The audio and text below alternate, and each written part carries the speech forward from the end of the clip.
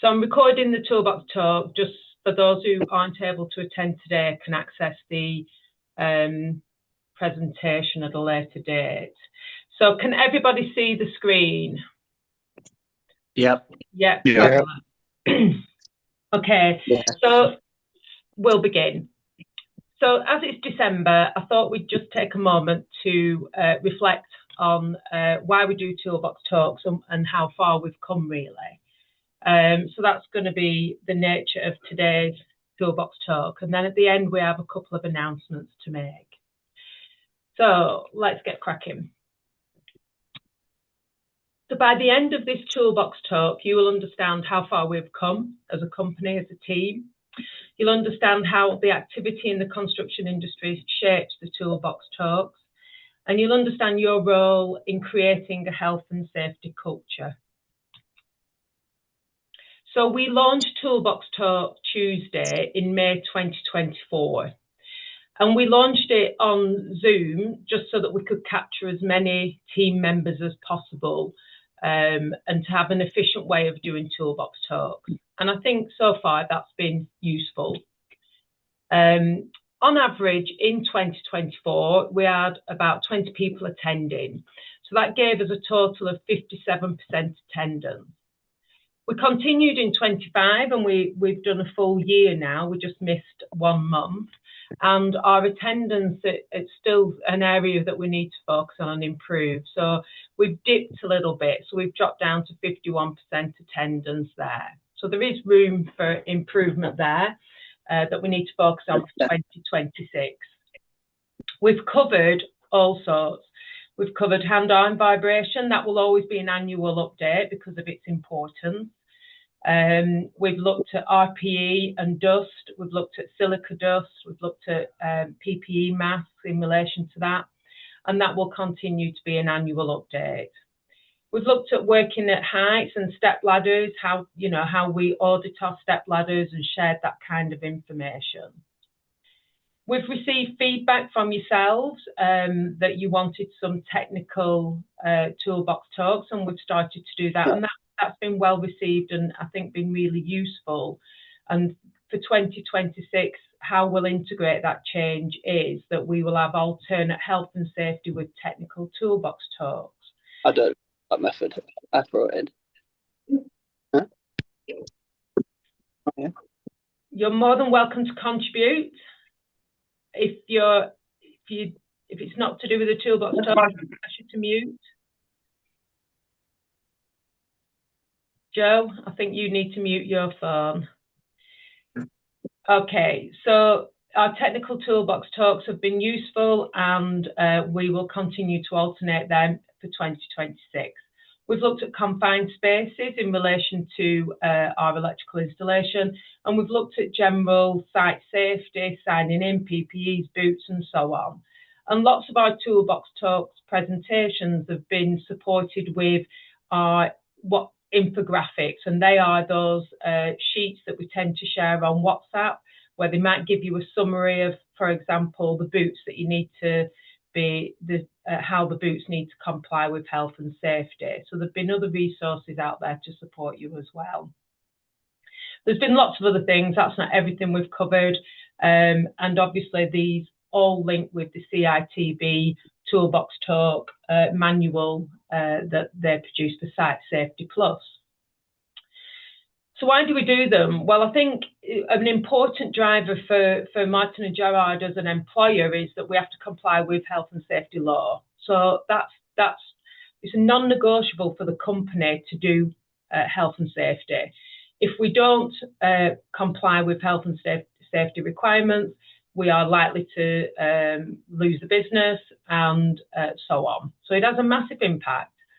But the main reason why that's in law and why we have to comply is because people matter, employees matter, and the construction industry is a major employer, and it employs 6% of the UK workforce.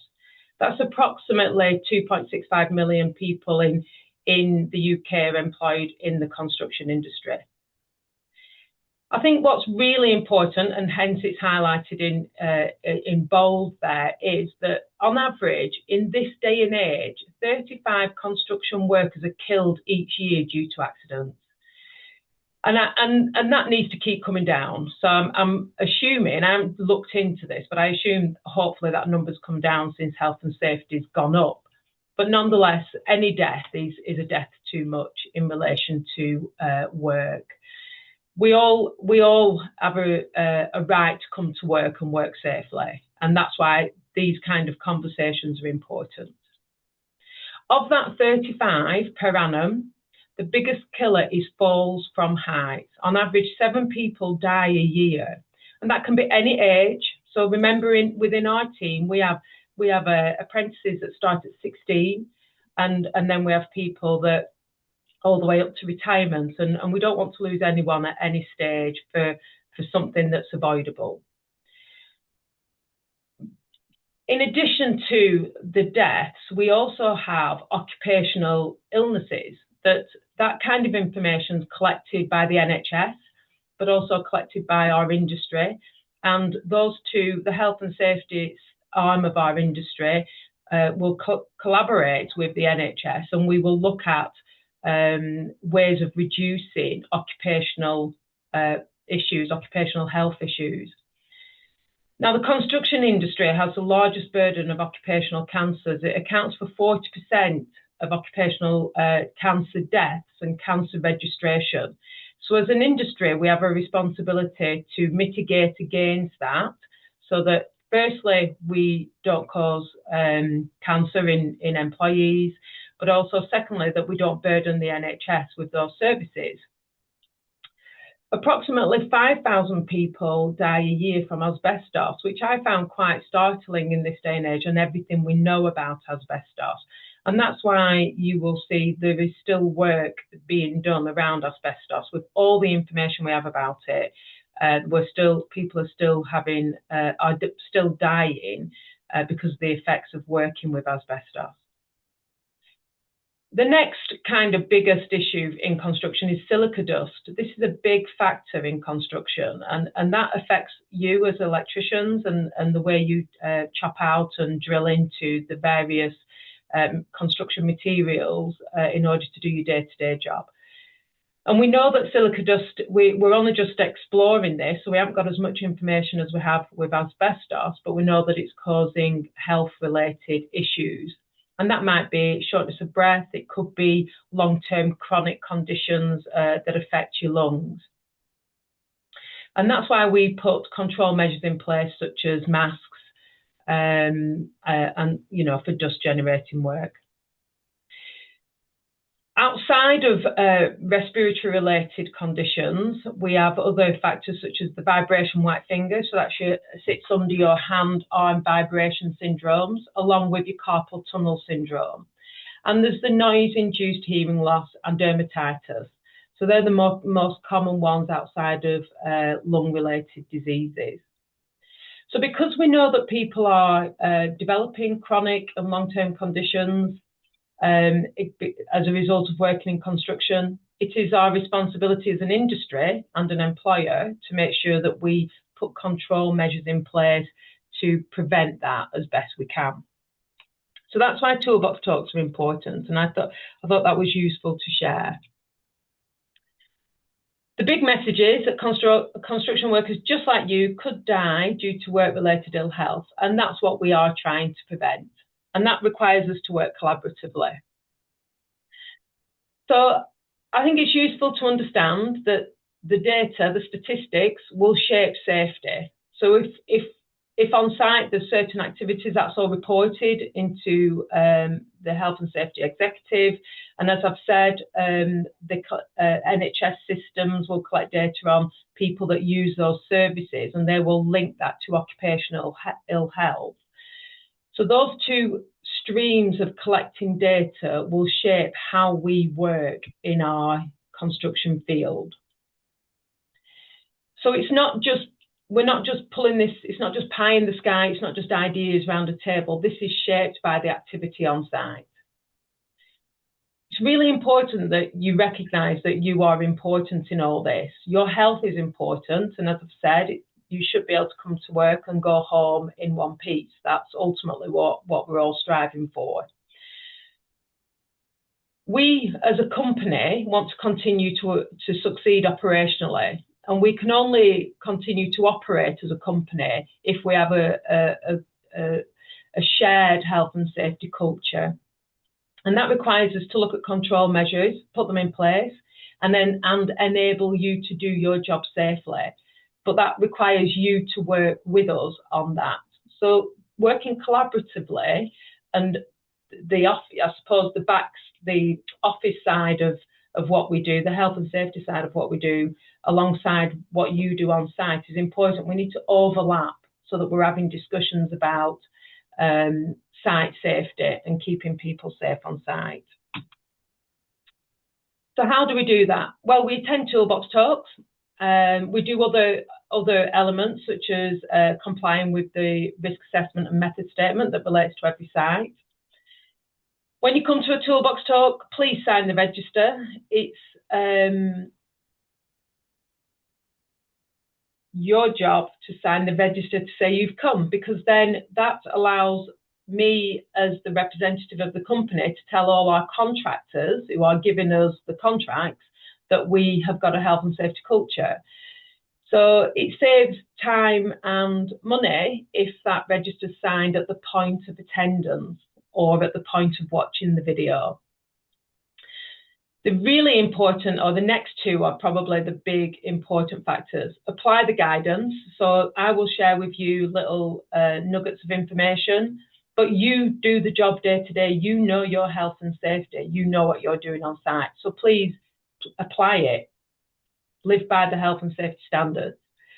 If you've got concerns, raise them. We will endeavour to resolve them for you. And then if you have any ideas around health and safety or what needs to be done on site or anything like that, again, please share them. Remember, you're on the front line and you're dealing with this day to day.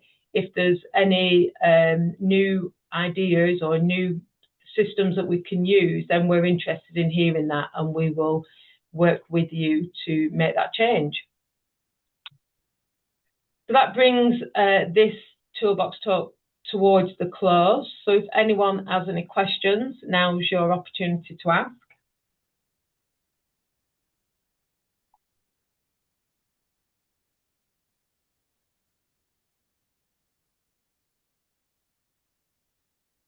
Okay, so from me, I think I just want to say at this festive time of year, thank you for coming every month to the Toolbox Talk. Thank you for your ideas and keep them coming.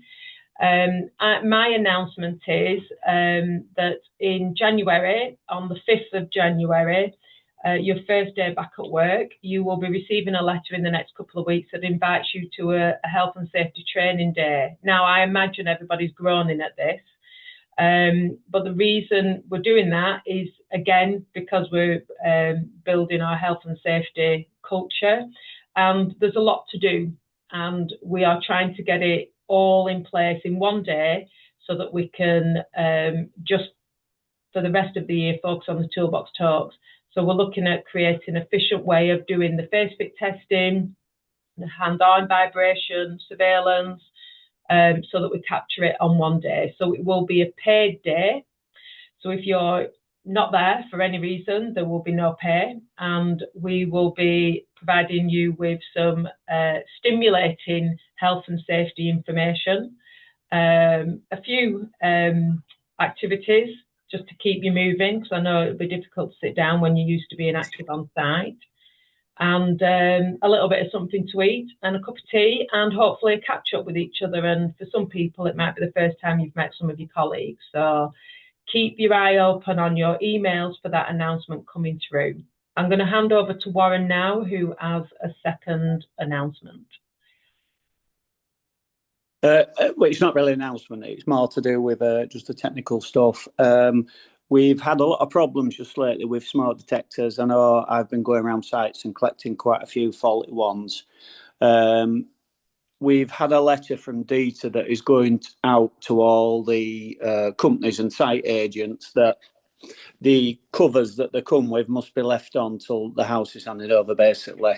So if that means any of you are doing any testing, you take the covers off to do the testing, and then you're going to have to put the cover back on, and it'll have to be the site agent's responsibility to put them covers back on, to make sure that they stay back on until the house is handed over. If you're finding that you're going into houses and they've been removed, can you let me know, please? Take a picture. Yeah, just take a picture, let me know, then I can speak with the site agent. But we must be responsible for putting them covers on, and making sure they stay on up until we sort of hand that house over. And I think that was it, wasn't it? Yeah, just the two. Yeah. Fabulous. Okay. So if there's no more questions and no more announcements, I just wish you all a very peaceful, festive period, and we'll see you in the new year. No doubt we'll chat between then and now. But thank you for coming, everybody. Thanks, Leon. Cheers, Leon. Thank you. Bye. Cheers. Thank you.